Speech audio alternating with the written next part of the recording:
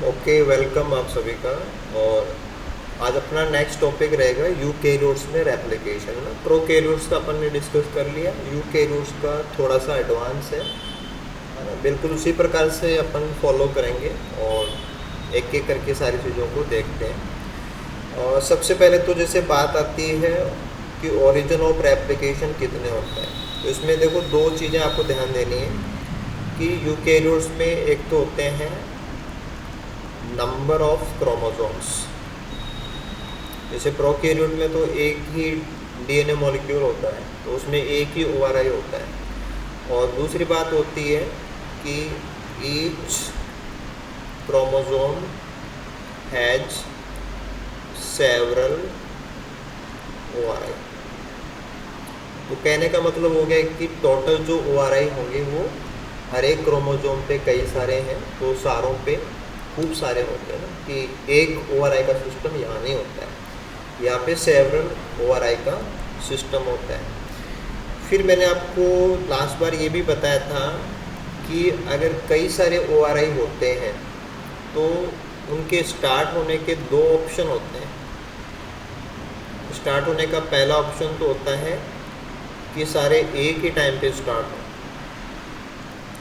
और दूसरा होता है कि सारे आगे पीछे यानी कि डिफरेंट टाइम्स होंगे।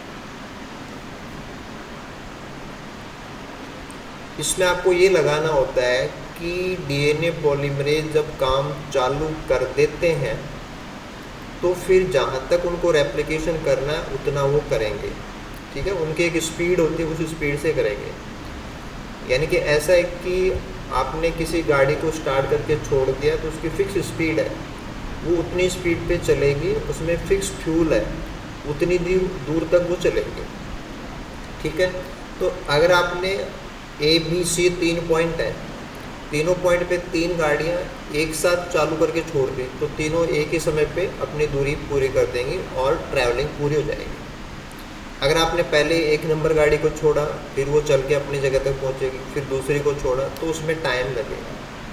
तो यही कॉन्सेप्ट आपको अप्लाई करनी है कि जब ऑर्गेनिज्म के पास सेल डिवीजन के लिए टाइम बहुत कम हो, यानी कि short time for sale division, क्योंकि रेप्लिकेशन है वो एस फेज में होता है ना।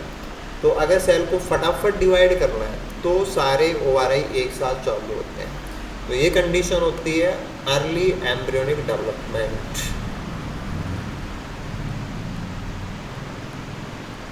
अर्ली एम्ब्रियोनिक जो डिविजन्स हैं वहाँ पे ऐसा होगा, या फिर आप कहते हैं कि जो मेरिस्टेमेटिक सेल्स हैं उनमें ऐसा होगा, है ना। जैसे मेरिस्टेमेटिक है तो वो भी क्या है, जल्दी जल्दी डिवाइड कर रहे हैं। तो मेरिस्टेमेटिक सेल्स यानी कि बेसिक चीज़ हो गई जिनको बहुत फास्ट डिवाइड करना है, उनमें ओआरआई एक साथ फायर होंगे। फिर दूसरी बात आती है कि जिनको शॉर्ट टाइम में डिवाइड नहीं करना है ना, यानी कि मैच्योर सेल्स।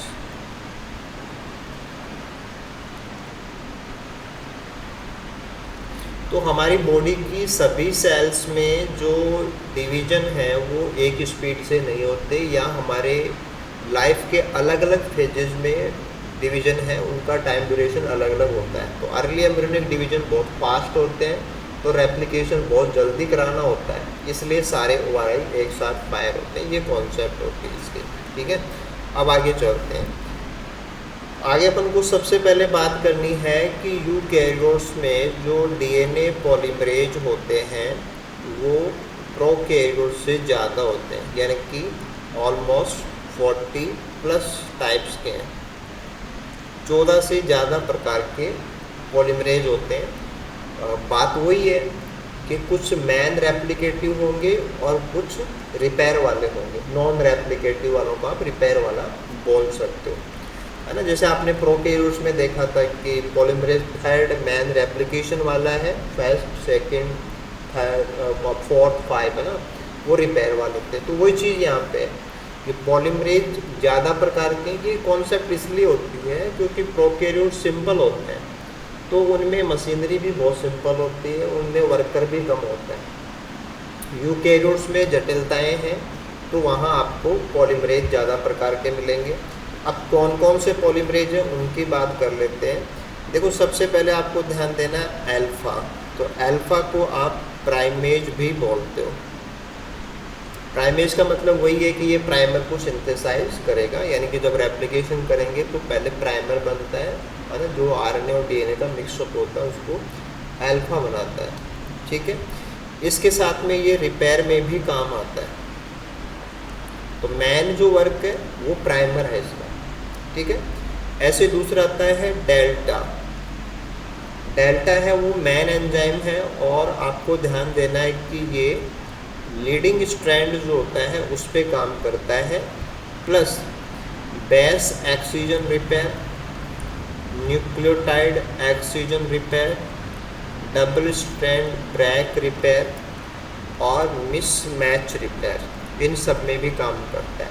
बट मेन क्या है, लीडिंग स्ट्रैंड को सिंथेसाइज करना डेल्टा का काम। इसके बाद में आता है एप्सिलॉन।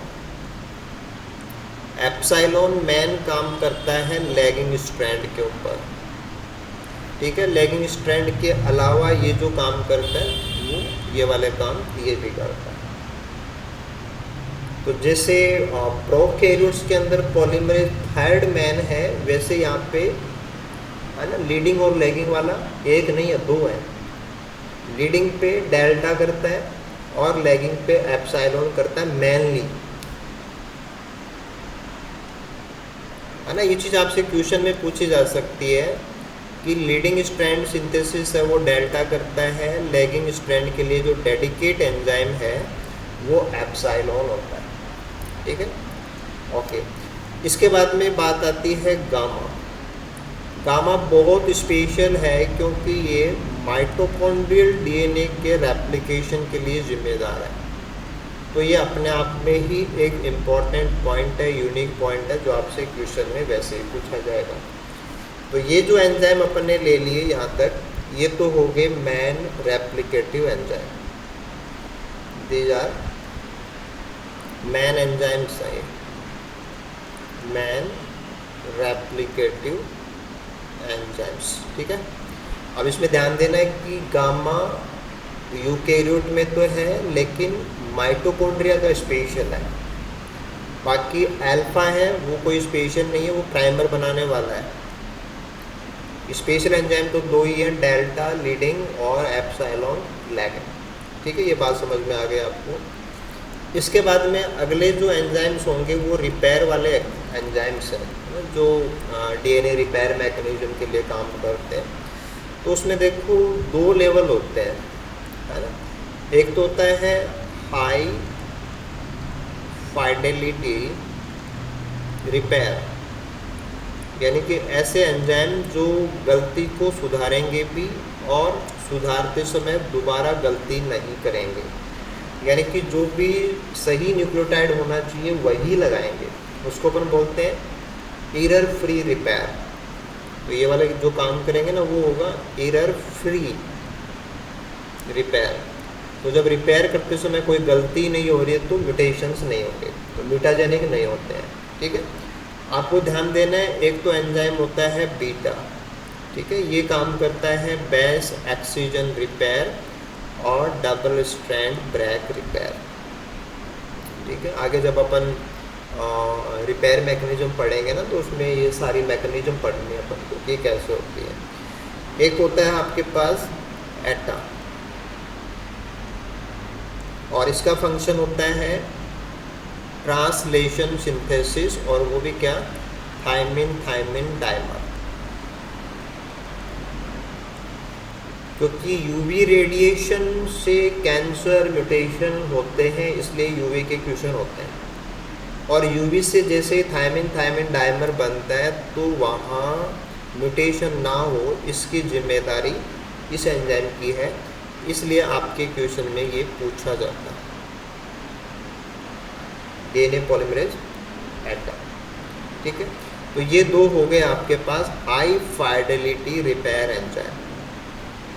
इसके बाद में जो बचे हुए हैं वो सारे के सारे लो फाइडेलिटी रिपेयर एंजाइम है। लो फाइडेलिटी रिपेयर यानी कि आप उनको कह सकते हैं एरर प्रोन। प्रोन का मतलब हिंदी में होता है आतुर, किसी काम को करने के लिए तैयार बैठा होता है ना, तो उसको बोलते हैं it is prone to do so, है ना। तो एरर प्रोन रिपेयर करते हैं, यानी कि ये गलती को तो सुधार देंगे लेकिन म्यूटेशन कॉज करेंगे, तो इनका जो रिजल्ट है वो म्यूटाजेनिक होता है। इसमें कौन कौन से एंजाइम हैं वो आप देखिए। वन इज जेटा।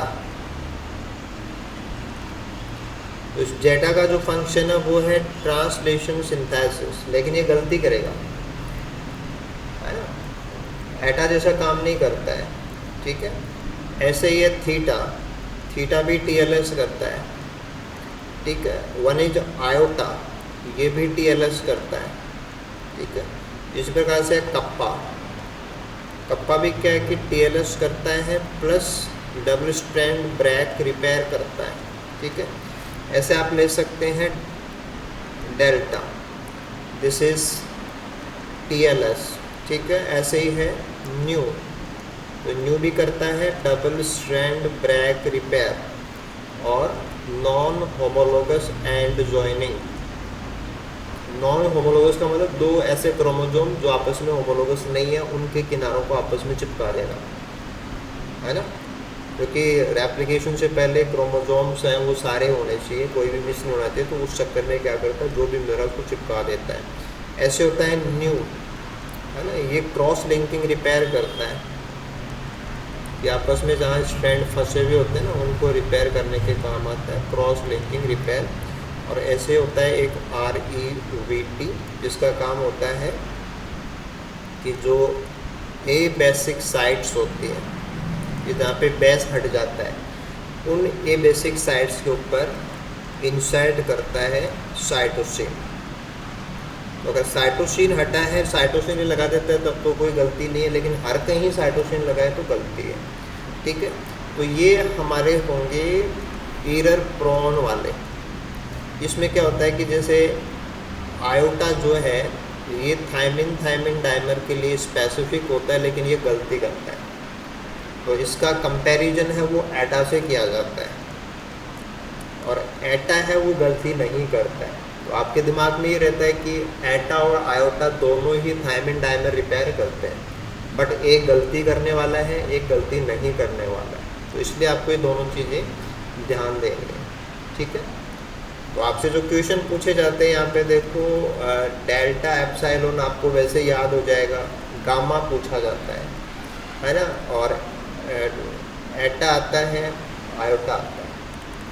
वैसे आपको सारे ध्यान दे लेने हैं, बट मे भी क्वेश्चन में जो बार बार आता है ना वो ये चार नाम ही है, चाहे वो आप नेट का एग्ज़ाम दे रहे हो चाहे कोई दूसरा एग्ज़ाम दे रहे हो, ठीक है।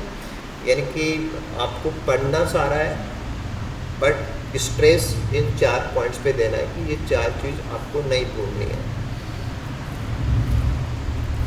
तो ये तो बात होगी हमारी एंजाइम्स को लेके। इसके बाद में अपन चलेंगे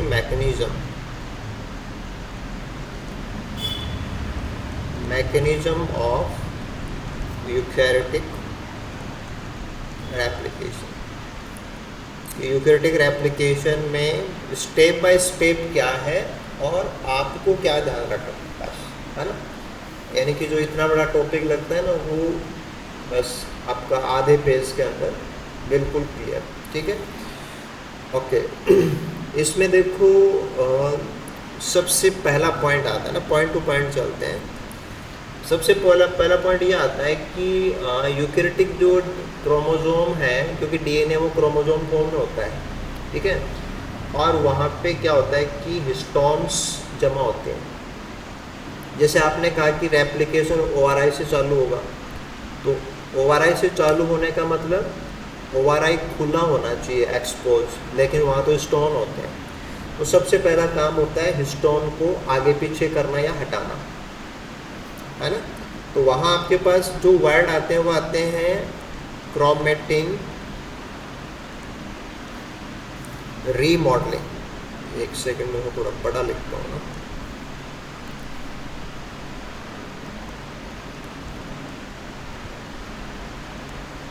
क्रोमेटिन रीमॉडलिंग, क्रोमेटिन रीमॉडलिंग का मतलब होता है कि या तो हिस्टोन को हटाओ या हिस्टोन को स्लाइड करो, है ना। इसमें दो ऑप्शन है कि या तो हिस्टोन्स हैं उनको रिमूव करो या उनको क्या है आगे पीछे करो, हिस्टोन्स स्लाइड करो, ताकि जो ORI है वो एक्सपोज हो जाए, ORI सामने आ जाए, तो फिर वहाँ पे जो एंजाइमेटिक मशीनरी है वो अपना काम चालू कर सके। तो प्रोकैरियोट में ऐसी समस्या नहीं थी। यूकैरियोट्स में हिस्टोन डिपोजिशन होता है, तो हिस्टोन डिपोजिशन को हमें छेड़ना पड़ेगा, यानी कि क्रोमेटिन रीमॉडलिंग करनी पड़ती है, और क्रोमेटिन रीमॉडलिंग के अंदर ये सारी चीज़ें आती हैं। अब आपको एक पॉइंट ध्यान देना है कि जब भी आपको क्रोमेटिन रीमॉडलिंग करनी है और जो कॉम्पैक्टनेस है उसको लूज करना है ना, जो टाइटली पैक था ORI उसको हमें लूज करना है ताकि ये सिस्टम वहाँ काम करने लग जाए। तो यहाँ आपको ध्यान देना है कि जो हिस्टोन टैल्स होती है उनके ऊपर एसिटिल ग्रुप जोड़ा जाता है, तो आप क्या ध्यान देंगे कि एसिटाइलेशन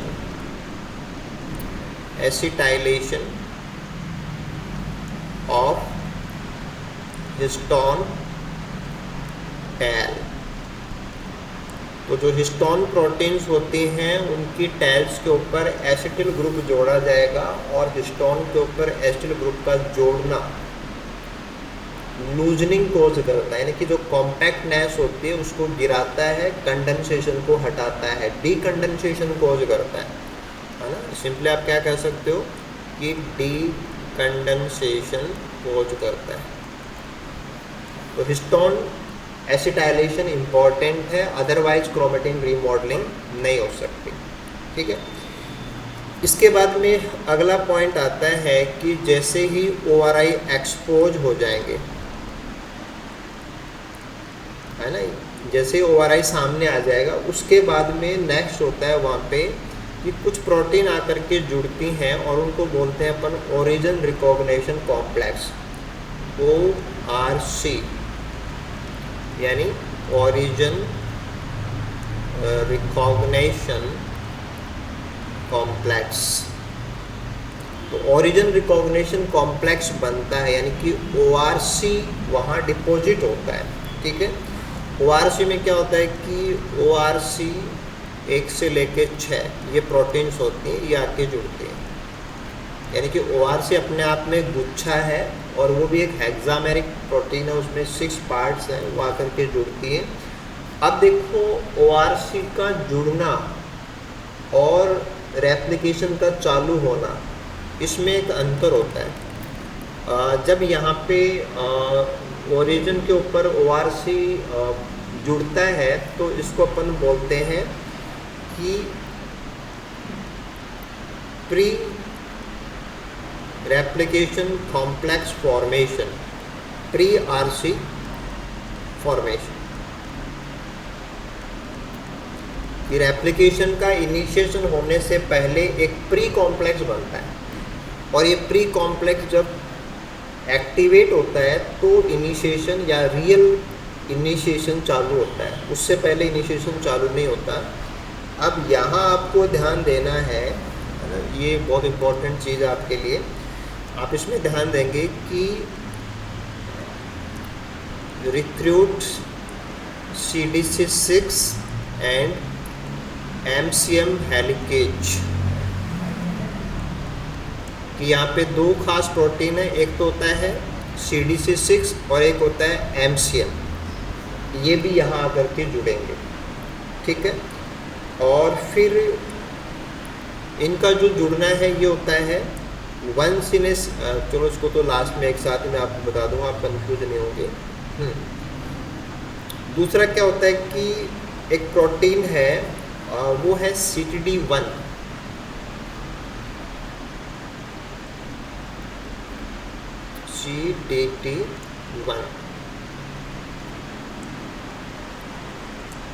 CTD1 क्या करता है कि प्री रेप्लिकेशन जो फॉर्मेशन है उसको होने नहीं देता है ना, ये उसके लिए ज़रूरी है। और जो आपको प्री रेप्लिकेशन कॉम्प्लेक्स बनाने के लिए CDC6 और MCM जो कि एक हेलिकेज होता है वो आपको जोड़ने पड़ेंगे। साथ में आपको चाहिएगा CTD1। अब देखो CTD1 जो होता है ना, ये एक प्रकार का स्विच होता है जो प्री कॉम्प्लेक्स को मैन कॉम्प्लेक्स में कन्वर्ट कराता है। ये कैसे काम करता है कि दूसरी एक प्रोटीन का नाम है जेमिनिन, जिसको अपन GMNN के नाम से भी जानते हैं, जेमिनिन। जेमिनिन प्रोटीन क्या करती है कि CTD1 को बंद रखती है, और जेमिनिन प्रोटीन है वो जो G1 फेज है उसमें तो होती है अपसेंट, और उसके बाद में S, G2 और M इसमें होती है प्रेजेंट। और रेप्लिकेशन है वो S फेज की स्टार्टिंग होता है ना, DNA बनना चालू हो जाए, इसका मतलब सिंथेसिस फेज है वो स्टार्ट हो गई। ठीक है, अब क्या है कि आपको सेल साइकिल से एक और चीज़ यहाँ पे ऐड करनी पड़ेगी, वो है कि जब सेल डिवाइड करती है, कि जब लास्ट में M फेज आता है, तो M फेज के अंदर क्या होता है कि सेल डिवाइड करती है ना, और उस समय पे सेल के अंदर जो कॉम्प्लेक्स काम कर रहा होता है वो एक खास कॉम्प्लेक्स होता है, उसको अपन बोलते हैं APC। APC का मतलब होता है anaphase promoting complex, anaphase promoting complex, यानी कि सेल को एनाफेज पार कराने की जिम्मेदारी APC की होती है। ठीक है, अब APC क्या करेगा, है ना, APC आप यहाँ पे लिख लीजिए कि APC एक्टिवेट यूबिक्विटिन लाइगेज। यूबिक्विटिन लाइगेज उन एंजाइम्स को बोलते हैं जो किसी प्रोटीन के ऊपर यूबिक्विटिन का टैग लगाते हैं। अगर किसी भी प्रोटीन के ऊपर यूबिक्विटिन जुड़ जाती है तो उसका टूटना निश्चित है, क्योंकि यूबिक्विटिन लगी हुई सारी प्रोटीन प्रोटियोसोम के द्वारा तोड़ी जाती है। सेल में दो चीज़ें होती है, एक लाइसोसोम होता है, वहाँ हाइड्रोलाइटिक एंजाइम्स होते हैं, वो तोड़ता है। लाइसोसोम मेम्ब्रेन बाउंड स्ट्रक्चर होती है, ठीक है, सिंगल मेम्ब्रेन होती है। लेकिन प्रोटियोसोम जैसे राइबोसोम होता है, वैसे एक बॉडी होती है, उसमें मेम्ब्रेन नहीं होती, वो केवल एंजाइम का गुच्छा है। और प्रोटियोसोम के एंजाइम और लाइसोसोम के एंजाइम एक जैसे होते हैं, कि डिग्रेडेटिव एंजाइम है, हाइड्रोलाइटिक एंजाइम है। तो अगर किसी भी प्रोटीन को तोड़ना है तो उसको कहाँ भेजते हैं, प्रोटियोसोम के पास। प्रोटियोसोम के पास भेजते समय उसके ऊपर एक निशान लगाना पड़ेगा, उसको बोलते हैं टैगिंग, और वो टैगिंग होती है यूबिक्विटिन की। तो यूबिक्विटिन अगर किसी पे लग गया तो उसका टूटना निश्चित है। तो APC क्या करता है, यूबिक्विटिन लाइगेज को ऑन करता है, और ये लाइगेज क्या करते हैं, टैग कर देते हैं, यूबिक्विटिन का टैग लगा देते हैं, टैग ऑन जेमिनिन, GMNN। तो एनाफेज प्रोमोटिंग कॉम्प्लेक्स के कहने पर यूबिक्विटिन जेमिनिन के ऊपर लगा दिया जाएगा, और इससे क्या होगा, जेमिनिन ब्रेक डाउन।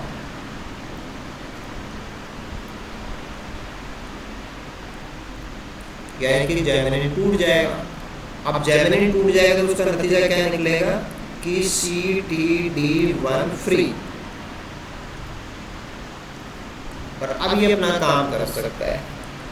तो वो क्या करेगा, बाइंड करेगा, CTD1 बाइंड्स विथ ORC, और साथ में आपने CDC6 ले रखा है, और साथ में आपने MCM ले रखा है, तो ये सब जुड़ जाएगा। और इसको अपन बोलते हैं pre complex, pre RC complex. तो दिस इज लाइसेंसिंग, कि अगर CTD1 आ गया, इसका मतलब ये है कि एनाफेज प्रोमोटिंग कॉम्प्लेक्स ने कह दिया, एनाफेज प्रोमोटिंग कॉम्प्लेक्स ने कह दिया, इसका मतलब क्या है कि M फेज हो गया। M फेज हो गया, इसका मतलब क्या है कि अब एम फेज में क्या होता है कि जो 4n होता है वो 2n 2n में डिवाइड हो जाता है, यानी कि अब जो डबल हुआ था डीएनए वो हाफ हो गया है, अब दोबारा डबल करने की जरूरत है। तो सेल में केवल एक ही बार रेप्लिकेशन होता है और ये बहुत ही टाइटली कंट्रोल्ड प्रोसेस होती है जिसको ORC के ऊपर ऐसे कंट्रोल किया जाता है। मेन जो स्विच है वो है CD1 और CD1 का स्विच है GMNN और GMNN स्विच को बंद करता है एम फेज के अंदर बनने वाला APC। तो अगर सेल ने एम फेज पार कर दी तभी वो एस फेज में जा सकती है, तभी उसका रेप्लिकेशन स्टार्ट हो सकता है। इसलिए घूम के आना ही पड़ेगा, बिना घूम के आए सेल दोबारा से री रेप्लिकेशन नहीं कर सकती। तो एक बार रेप्लिकेशन हो गया तो उसको पहले बांटना पड़ेगा एम में जाके, और जब बांट चुके होते हैं तो एनाफेज के अंदर हम क्रोमोसोम्स को अपोजिट पोल पे भेजते हैं, तो मतलब बंटवारा हो गया और फिर साइटोकाइनेसिस और उसके बाद में G1 आएगा, फिर S आएगा, यानी कि लास्ट काम कंप्लीट होने के बाद ही दोबारा काम होता है। इसका मतलब once in a cell cycle, once in a cell cycle. तो ये जो आपने यहाँ पे लिया है ना, ये बहुत ज़्यादा इम्पोर्टेंट टॉपिक अपन ने कवर किया है ना। आपके कॉम्पिटिटिव एग्जाम्स के अंदर भी ये चीज़ आ सकती है, प्लस नेट के अंदर तो ये मेन टॉपिक होता ही है, वहाँ पे ये आपसे पूछी जाती है, ठीक है ना। वहाँ पे ये भी आता है कि लाइसेंसिंग है वो MCM होता है, लेकिन MCM तो बेचारा क्या करेगा, CD1 करेगा तो करेगा। MCM इज हेलिकेज, तो MCM हेलिकेज खोल देगा, लेकिन वो खोलेगा कब, जब CD1 उसको करेगा, राइट। तो क्रोमेटिन रीमॉडलिंग पहले स्टेप है, आपको ओवरराइड खोलना पड़ेगा और उसके बाद में प्री कॉम्प्लेक्स बनाने के लिए आपको ORC है, CD6 है ना, और ये MCM है और CD1 है, ये चाहिएगा और इसकी स्विचिंग चाहिएगी। तो ये तो हो गया आपका कि हमने प्री कॉम्प्लेक्स बना लिया और उसकी लाइसेंसिंग हो जाती है, फिर अपना रियल जो प्रोसेस है एप्लीकेशन का वो चालू होता है। तो एक बार अगर परमिशन मिल जाती है तो फिर एप्लीकेशन है वो स्टार्ट हो जाएगा। तो अपन आगे बढ़ते हैं। फिर जो नेक्स्ट रोल आपको लेना है वो लेना है टोपोआइसोमरेज। टोपोआइसोमरेज फर्स्ट और सेकंड, ठीक है।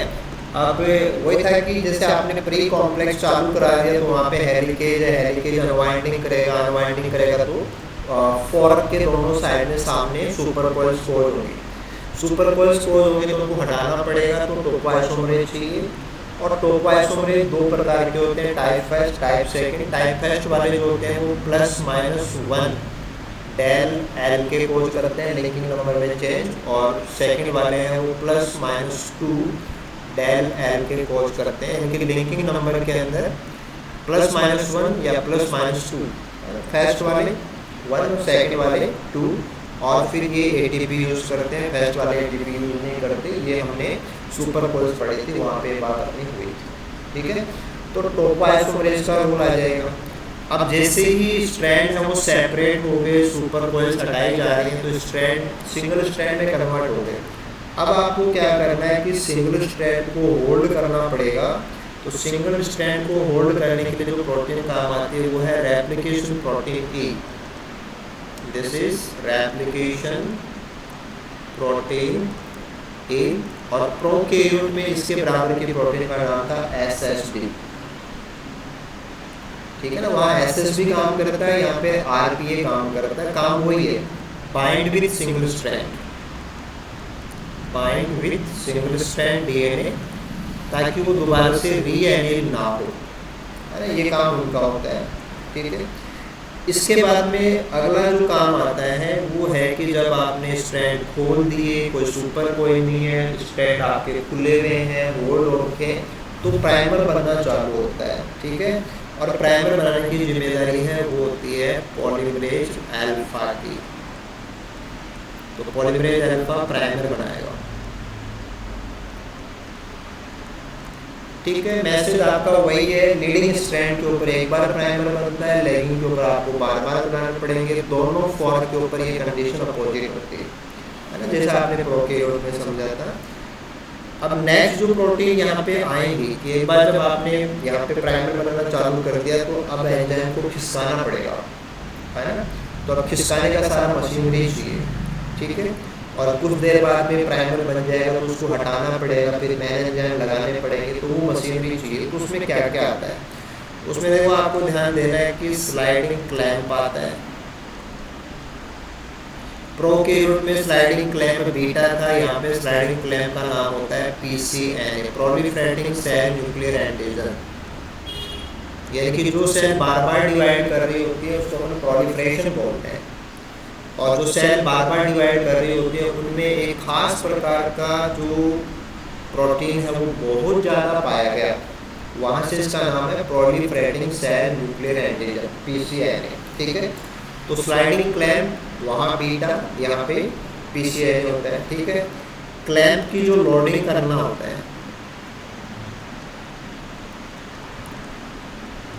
क्लैंप लोडिंग वो करता है प्रोटीन आरएफसी, ठीक है। आरएफसी एक प्रकार का क्या है, एटीपी है, रेप्लिकेशन फैक्टर सी है। तो आरएफसी क्या करता है, क्लैंप लोडिंग का काम करता है। उसके बाद में आपको लेना है पॉलीमरेज डेल्टा। तो आपने भी बात की थी कि ये लीडिंग पे काम करेगा, लीडिंग को सिंथेसाइज करेगा। और दूसरा लेना होता है पॉलीमरेज एप्सिलॉन, तो वो लैगिंग पे करता है। तो प्राइमर बनने के बाद में जो स्विचिंग होगी, है ना, उसके लिए काम आते हैं। अब आप नीचे यहाँ पे लिख सकते हो कि पॉलीमरेज स्विचिंग,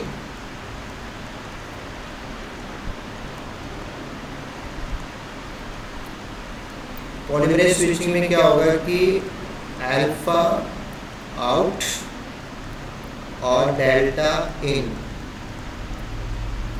ये तो होगा लीडिंग के ऊपर, और एप्सिलॉन इन ये होगा लैगिंग के ऊपर, ठीक है। अब आपको ध्यान देना है कि लैगिंग वाले के ऊपर ये बार बार होगा, एन टाइम्स,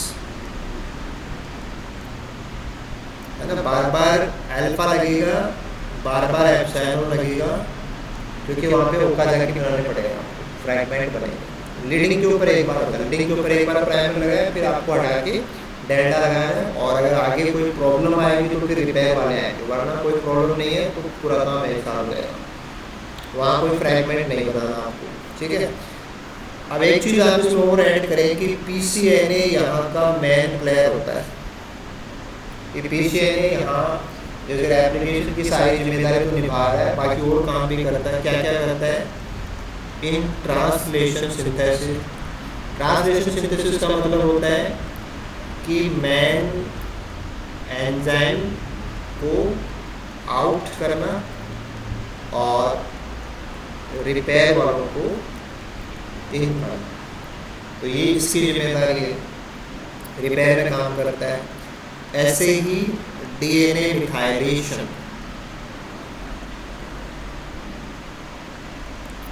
डीएनए मिथाइलेशन में ये पार्टिसिपेट करते हैं, ठीक है। क्रोमेटिन रीमॉडलिंग, क्रोमेटिन रीमॉडलिंग में काम करता है। और सेल साइकिल रेगुलेशन,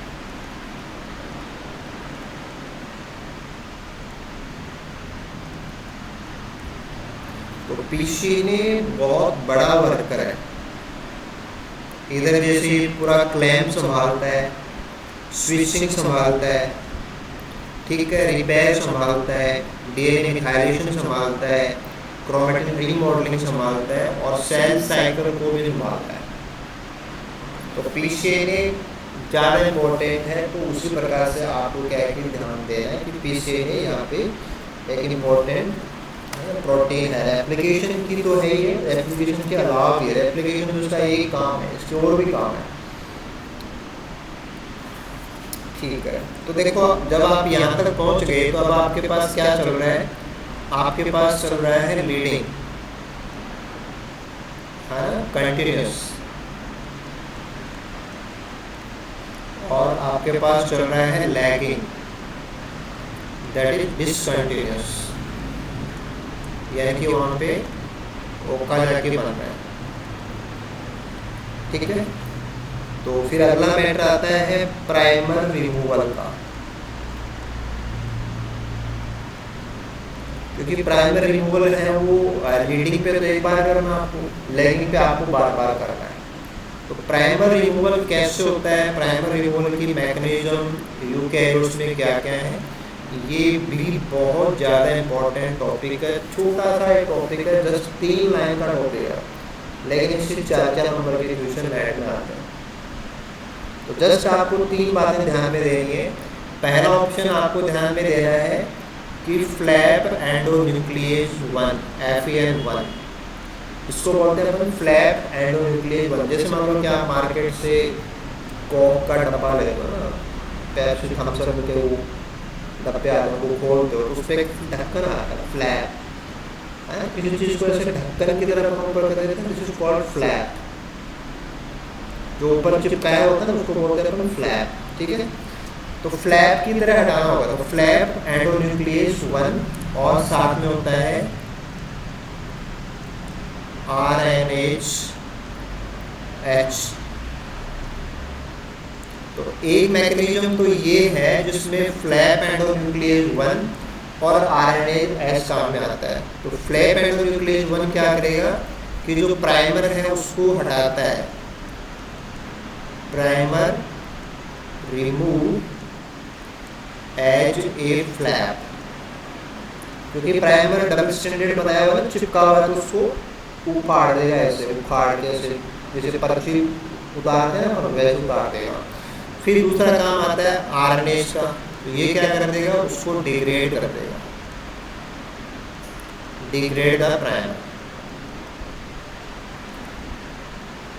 तो एक तो ये तरीका आता है कि फ्लैप एंडोन्यूक्लियस 1 और RNase 1 काम में आते हैं।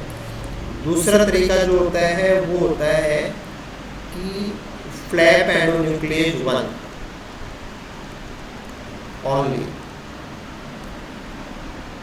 इसमें क्या होगा कि बिल्कुल वही तरीका है कि फ्लैप की तरह इसको हटाएगा और फिर ये खुद ही क्या होता है कि एक प्रकार का न्यूक्लियस है 5 प्राइम न्यूक्लियस एक्शन होता है इसके पास, और एक्शन का मतलब ये एक्सोन्यूक्लियस भी होता है और एंडो भी होता है,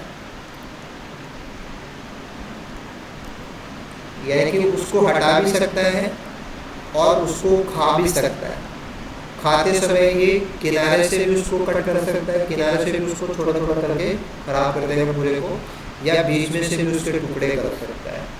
तो या तो फ्लैप एंडोन्यूक्लियस के साथ RNase H आता है, या अकेला हो सकता है, और तीसरी मैकेनिज्म और है वो है DNA2 प्रोटीन। ये भी एक प्रकार का क्या है कि RNA रिमूवल के लिए काम आता है। तो 3 कॉन्सेप्ट दी हुई है, प्राइमर को हटाने के 3 पॉसिबल मैकेनिज्म है। एक फ्लैप एंडोन्यूक्लियस के साथ में RNase H है, दूसरा ओनली फ्लैप एंडोन्यूक्लियस 1 है, और तीसरा DNA2 है। तो मोस्टली जो क्वेश्चन आते हैं वो फ्लैप एंडोन्यूक्लियस को लेके आते हैं कि फ्लैप एंडोन्यूक्लियस 1 FEN1 जो होता है वो प्राइमर रिमूवल के लिए काम आता है। ठीक है, अब जैसे आप प्राइमर को हटा देंगे तो फिर अगली जो समस्या आती है वो आती है गैप फिलिंग।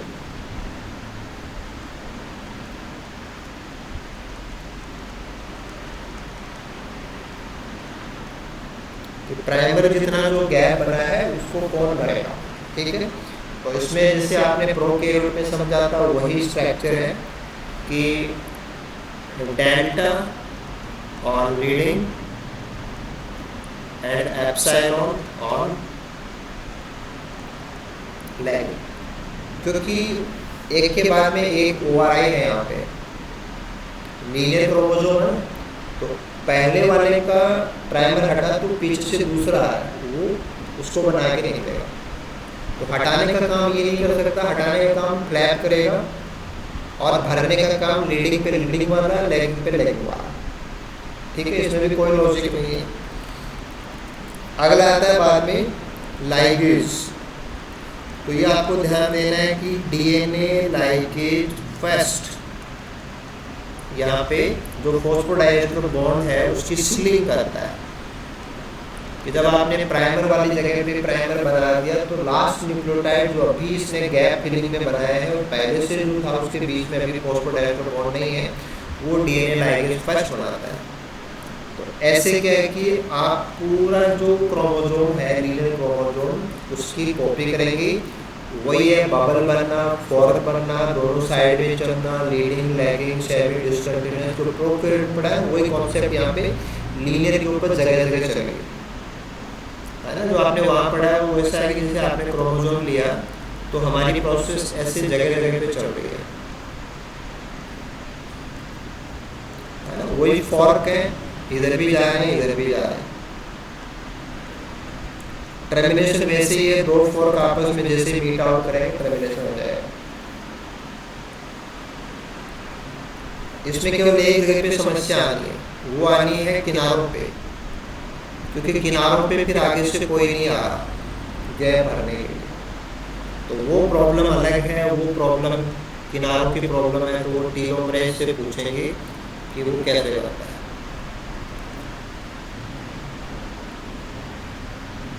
यानी कि जो काम किसी से नहीं होता वो काम कोई मैन योद्धा है वो करेगा। वो पुरानी मशीन है, आरएनए वर्ल्ड आउटसेस, तो वो इसलिए इम्पोर्टेंट है। उसके बिना जीवन छोटा हो जाता है, जल्दी एजिंग हो जाएगी, सेल डिवाइड नहीं कर सकती। मतलब जीवन देने वाला ये है। ऐसे से आप छोटे मोटे काम कितने करो, मैन स्टील हो गए, तो वो भी बहुत ज़्यादा इम्पोर्टेंट है। बट अभी आप समझ गए कि हमारे गैप फिलिंग कैसे हो रहे हैं। लीडिंग लैगिंग, जो आपने एक एरो लगाया ना, इसमें दो एरो हैं, चलो एक लीडिंग का एक लैगिंग का, है ना। एक सिंगल एरो को आप ऐसे दिखा रहे हैं, इसके अंदर दूसरा एरो ऐसे है। इन दोनों को मिला के आप ऐसे करो और ऐसा ही सेम इधर चल रहा है, इधर ऐसे चल रहा है, तो सेम वही कॉन्सेप्ट है, उसमें कोई अंतर नहीं है। ओका जाके लीडिंग लैगिंग डायरेक्शन सेम है, नथिंग चेंज, एंजाइम चेंज करो। ओके, तो ये तो मैटर हो गया हमारा कि हमने पूरा मॉलिक्यूल कॉपी कर दिया, किनारे अभी हमने छोड़ रखे, उनका हमें समझ में नहीं आ रहा। और उसके बाद में मैटर आता है कि अब ये यूकैरियोट है तो दोबारा से हिस्टोन डिपोजिशन कराना आपको।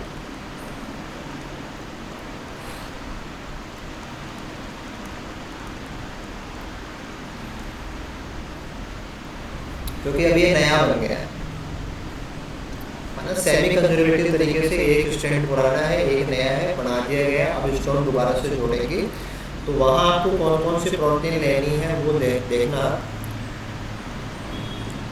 क्रोमेटिन असेंबली फैक्टर 1 CAF1 काम में आता है, PCNA काम में आएगा, अभी आपने बात की थी।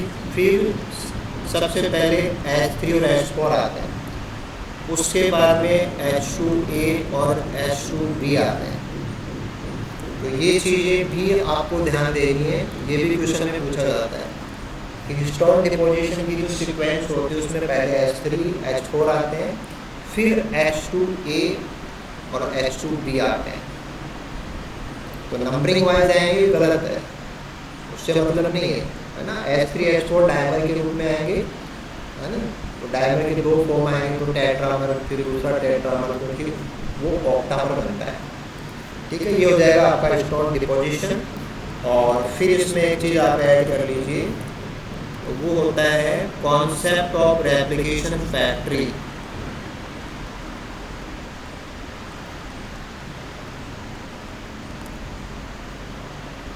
रेप्लिकेशन फैक्ट्री की कॉन्सेप्ट को आप ऐसे समझ सकते हैं कि प्रोकैरियोट में एक छोटा सा क्रोमोसोम कॉपी करना होता है, उसमें एक ओवरआई होती है। यहाँ तो बहुत सारी ओवरआई हैं, बहुत सारे क्रोमोसोम हैं, तो काम ज़्यादा बड़ा है। ठीक है, अब जैसे मान लो कि ये हो कि आपको 10 जगह पे कोई काम करना है, वो काम तो वर्कर करेंगे एंजाइम्स। अब आप उनको पकड़ के काम पे लगाओगे, फिर हटाओगे, फिर पकड़ के लाओगे, तो कितना ट्रैफिक और कितना प्रॉब्लम कोज होगा। तो उसका सॉल्यूशन होता है, उसका सॉल्यूशन ये होता है कि रेप्लिकेशन जो चल रहा है वो न्यूक्लियस के अंदर चल रहा है। तो ये आप न्यूक्लियस बना दीजिए। इस न्यूक्लियस के अंदर कुछ ऐसी जगह होती है, हाँ, जिनका जो डायमीटर है वो तकरीबन 100 से 1000 नैनोमीटर डायमीटर तक होता है कि कुछ ऐसी बॉडीज है। एक्चुअली में क्या है कि यहाँ पे जो आपके एंजाइम्स हैं उनका कॉन्सेंट्रेशन बहुत ज़्यादा होता है, जो रेप्लिकेशन में काम आने वाले एंजाइम्स हैं। अब ये कॉन्सेप्ट आपको ये कहती है कि सारा काम बहुत एफिशिएंटली होता है, जिसको जब काम करना है वो उसी समय तैयार मिलता है।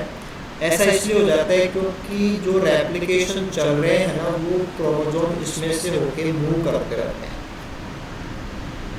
तो जिसको भी काम पे लगना है वो उस पर लग जाएगा, उतरना है उतर जाएगा, जिसमें से उनकी पुलिंग चलती रहती है। तो ये होती है रेप्लिकेशन फैक्ट्री। तो रेप्लिकेशन फैक्ट्री की कॉन्सेप्ट वो यूकेरियोट में है, प्रोकैरियोट में ऐसा कोई कॉन्सेप्ट वो नहीं है। और ऐसे आप जोड़ सकते हैं रेप्लिकेशन की फाइडेलिटी, कि रेप्लिकेशन की गलतियां हैं वो कैसे इम्प्रूव होती हैं। तो आपको बिल्कुल जो हमने प्रोकैरियोट में समझा था वही चीज़ है, 10⁻⁴ से लेकर 10⁻⁶ ये पॉलीमरेज की एरर होती है, ठीक है। लेकिन जो प्रूफ रीडिंग होता है उस प्रूफ रीडिंग से ये गलतियाँ हैं वो 10⁻⁶ से 10⁻⁸ तक कर दी जाती है, यानी कि 10⁻² का डिफरेंस आ गया, यानी कि सैकड़ों गुना कम हो जाती है। दिस इज 3.25 प्रूफ रीडिंग, ठीक है। इसमें ध्यान देना है कि alpha not proof reading, delta करता है, एप्सिलॉन करता है, वो अपने काम को चेक करते हैं क्योंकि वो मैन एंजाइम है, इसका कोई काम है वो मैन को बनाना नहीं है, वो प्राइमर बनाता है, प्राइमर तो वैसे भी निकल जाता है, राइट। तो प्रूफ रीडिंग वहाँ भी है, प्रूफ रीडिंग यहाँ भी है, लेकिन लेवल का डिफरेंस है। मैंने आपको बताया था, है ना, इक्वेशन पूछ के मैंने समझाया था आपको, है ना। ओके, तो ये तो बात हो गई कि हमारे यूकेरियोट्स का रेप्लिकेशन है वो प्रोकैरियोट से अलग है, ओवरऑल ज़्यादा है ना, मैकेनिज्म भी अलग है, एंजाइम्स भी